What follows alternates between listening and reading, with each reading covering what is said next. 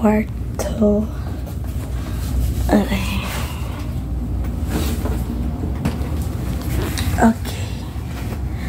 Ayan. Hi guys. Super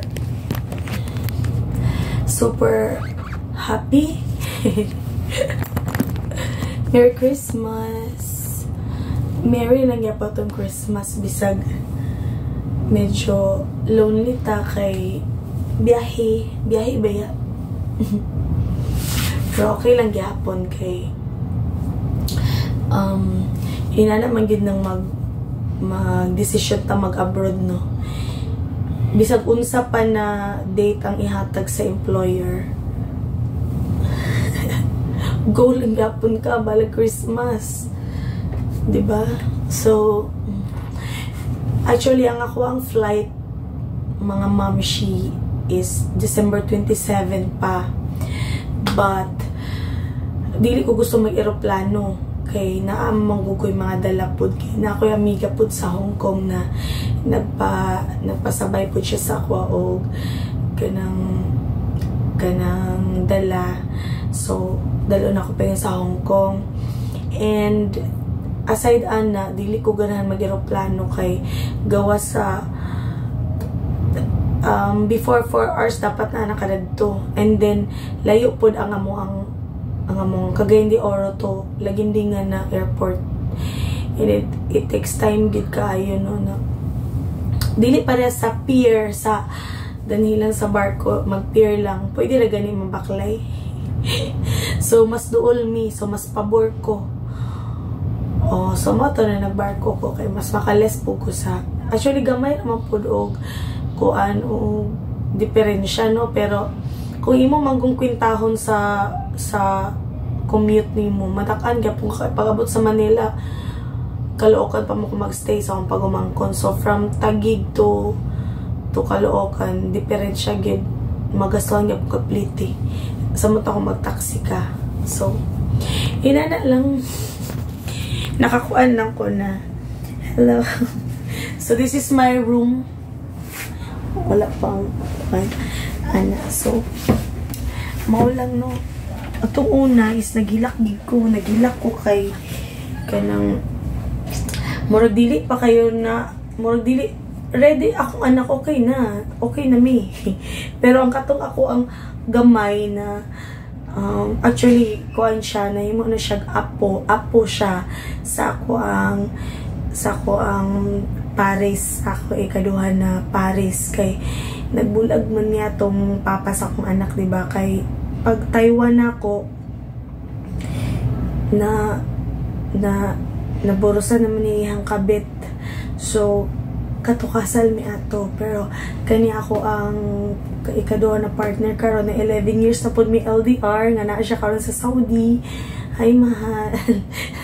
Pareha mi karon na wala sa piling sa mong family. So mo to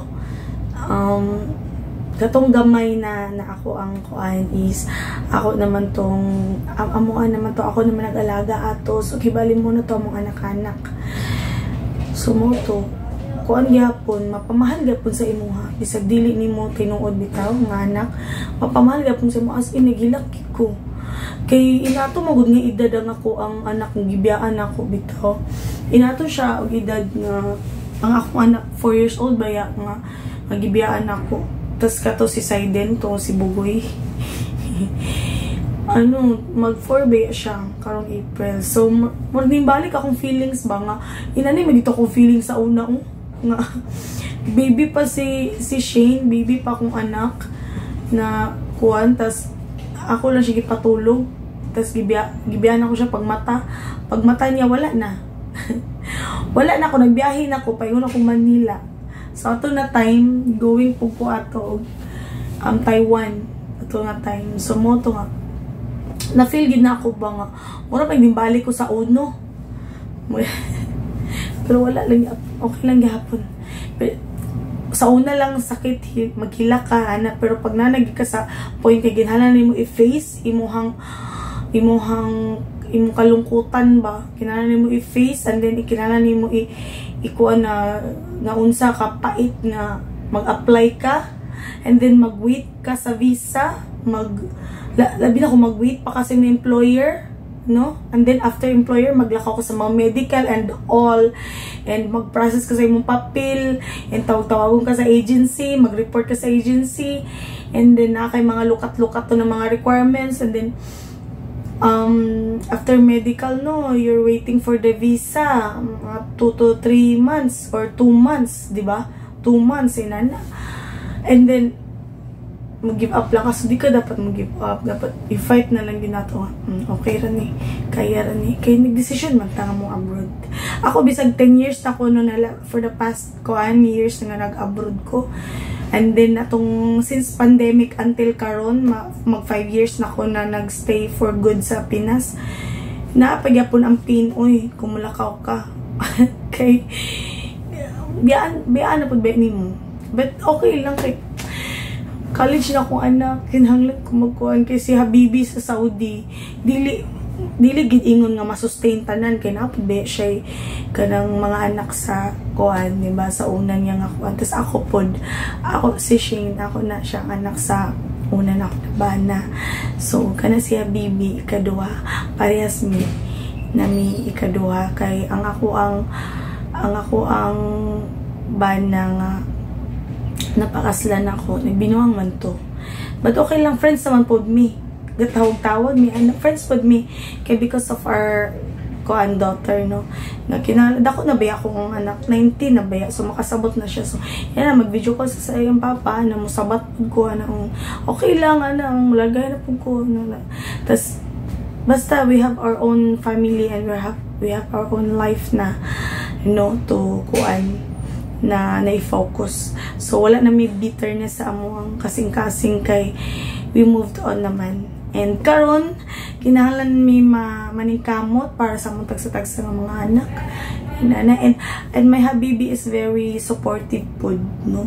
Sobra gibutang gi kay akong Habibi nga kanang second ko anak ko partner. Ayan. So, hopefully nanong tayo divorce sa Pinas, no?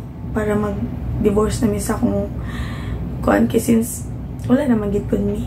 And then dugan na panahon na wala mi and we moved on already.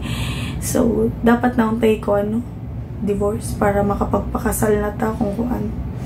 But Catholic man sa good ta. So kung saan na lang ko tiyatag ni Lord. As long as walay nagbinuang sa inyo bisag dili ka na sa tanan para sa ko nga nakasal na nung una, tas nagbinuang ilang bana, tas for the second time nag-partner sila usab, and then di sila pwede ikasal tungkol kay kasal sila tong una, and then kabalo sa tong kagalingon na loyal ta, and loyal para itong na Paris karon na bago. So God guidance na lang gyud and God's will na lang gyud kung unsa yung plano sa ato. Pero as long as nagasinabot ta and supportive ta sa atong mga anak and wala ta nahimong irresponsible parent, and gi-fulfill na to atong dreams para sa atong family, og loyal gid ta sa atong partner, di ba? So it's okay, si Lord na lang ang bahala. So inana ra guys, wala lang nagkuano ko ako ra isa dani kay ang akong giko kay tourist kay medyo kuan naman crowded na kayo dito sa economy ba, and makuan po kayo basta maghilakad yun, naghilakad yun ba ako sa entrance palang daan pag kuan sa barko, sa entrance pa naghilaka na ko ang guard, tanawas ako kasi naghilakid ko, and then pag abot sa ko until na kay lakon ko, no, kaya tungod lagi ni Bugoy naluoy ko ba. Hindi akong anak, okay na akong anak kay 19 years old, kasabot na siya, hindi ma-bear na niya ang pain ng homesick kung saba inana. So ang kato lang yung Bugoy tomorrow, wala lang, gusto lang ko kay story. Wala, Merry Christmas everyone, and morot dili kay ta mo matur dito sa taas kay nag-drop kami dari sa Cebu, and na ay mga pasahero po sa Cebu na i-pick up, so busy pa dito sa gawas. So, dali na lang sa ko. And, maura to. Merry Christmas again and God bless.